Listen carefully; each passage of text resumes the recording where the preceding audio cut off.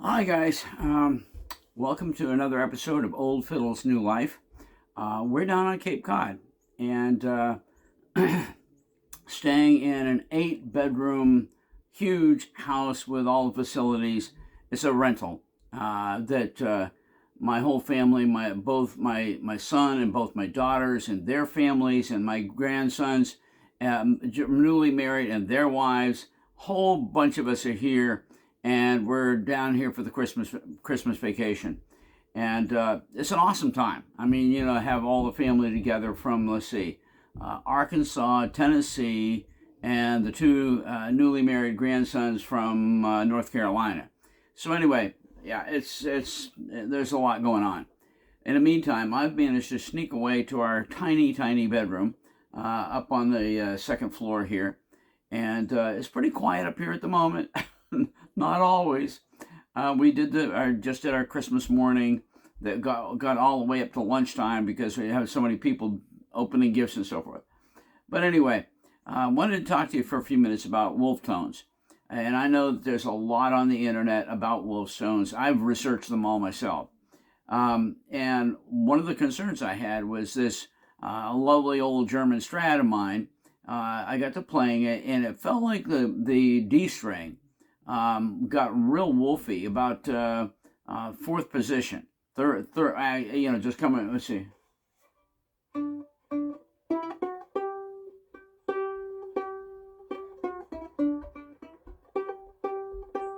And then you go above that.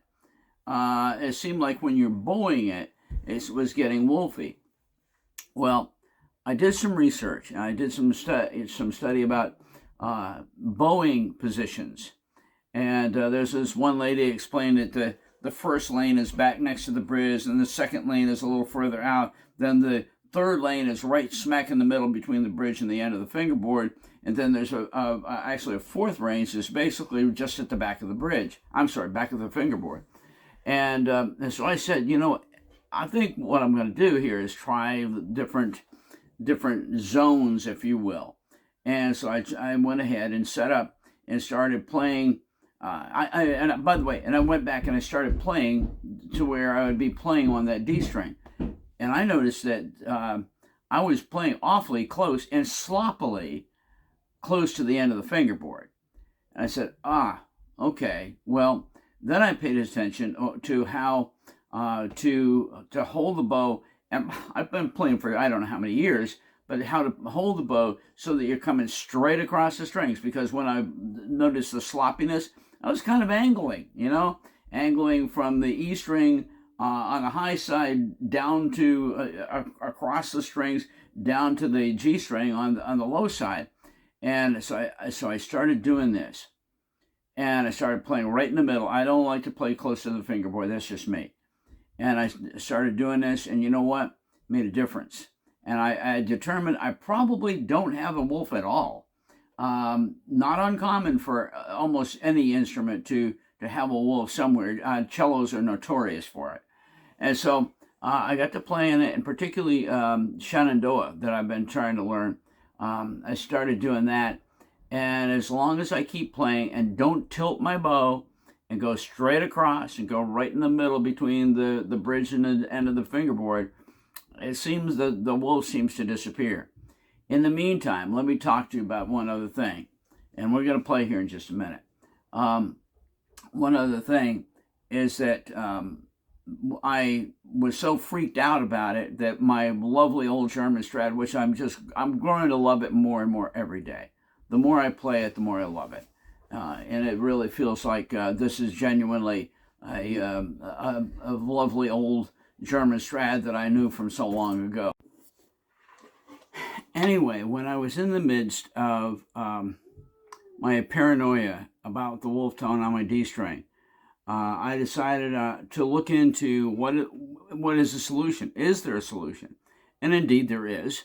And it's a wolf tone suppressor. That's the term I'm using. A wolf tone suppressor. And the one I ordered, and they're all pretty much the same. The mechanism that they're attached to the string to is different between companies, I think.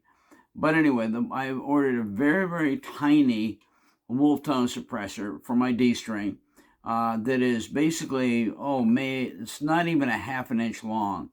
And what it is it has a slot in it, and then inside the inner side of the tube, this, I guess it's brass, but it's gold plated or gold toned. Okay, inside of that is a rubber insert that precisely fits the inside diameter of that little tube, and that also has a slot in it. And so what you do is you slide that in here. Let's put it up here. On the D string, you would put it on right here, just right midway between the tailpiece and the bridge. Okay, and you're going to slide it on right about midway. And so with the rubber inside of it, but both of those slots lined up, the slot in the brass and the slot in the rubber. You I think I'm making sure I'm doing this right. You go ahead and slide it in, and then as soon as it's in, and it will go all the way to the center of the tube and the rubber. Okay, then you turn the rubber on. No, you turn the tube clockwise or counterclockwise. The whole idea is so that the slots are not lined up, and what that does, it keeps it in place on the string. The other thing that is involved in it is that it has a tiny set screw, and so once you have everything in place and the string is inside that tube of both the brass and the rubber, then you go ahead and take your thumb screw, and I'm pretty sure that mine is a little thumb screw, and you just very gently turn it to where it locks everything in place right there. And that supposedly kills the wolf tone. Well, anyway, it's been ordered.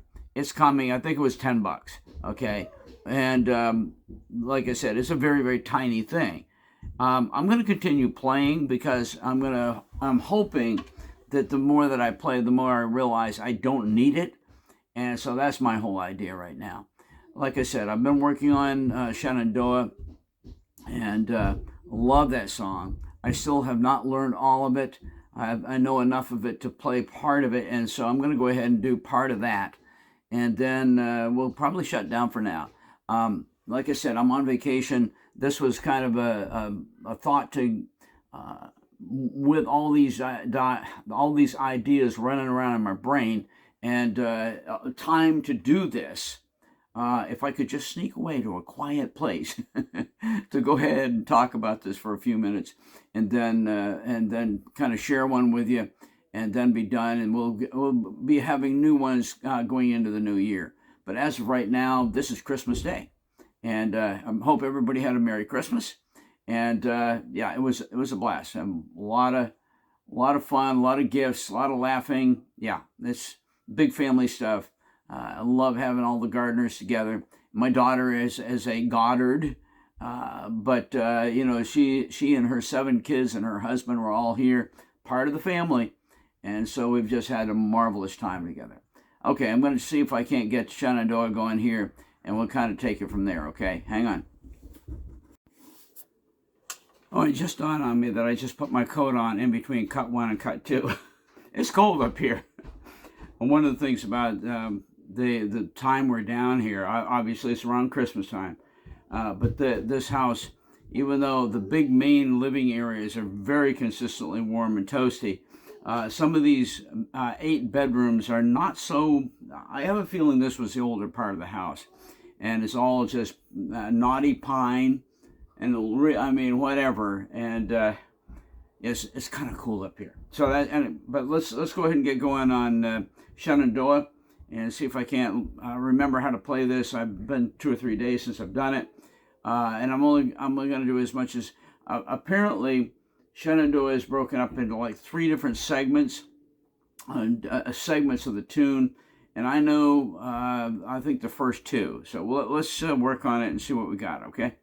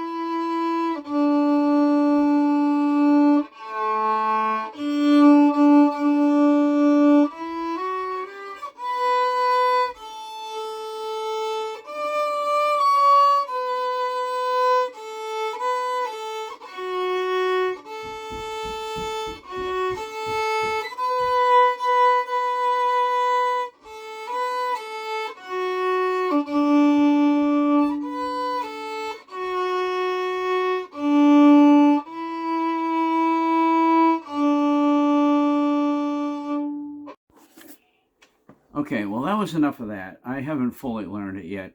Let me let me recommend to you this called the Fiddle Channel by Chris Hay. I think I'm pronouncing that last name right. And he does a marvelous job with this. And if you wanted to learn Shenendoah, that's the place to go. He has all sorts of resources listed there. I haven't looked them over, but I really like the simple way that he teaches. And yeah, check that out.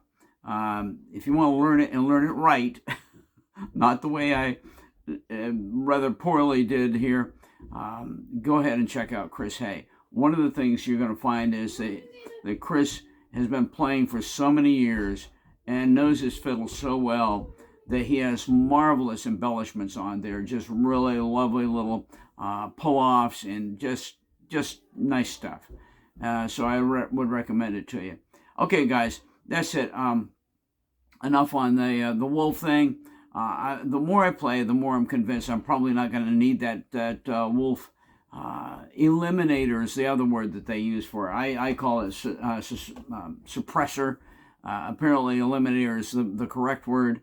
But anyway, I'm hoping I'm not going to need it. I'm going to just keep playing and see if I can't do Shenendoah, because it's right smack in the middle of my zone there where I'm trying to play that violin, play that melody.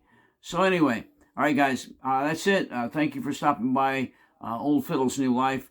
And we'll get another episode out when we have time after the first of the year. Definitely no sooner than that. We got a lot of stuff coming up. So God bless. Have a good one. And I hope you've enjoyed this. Take care. Bye.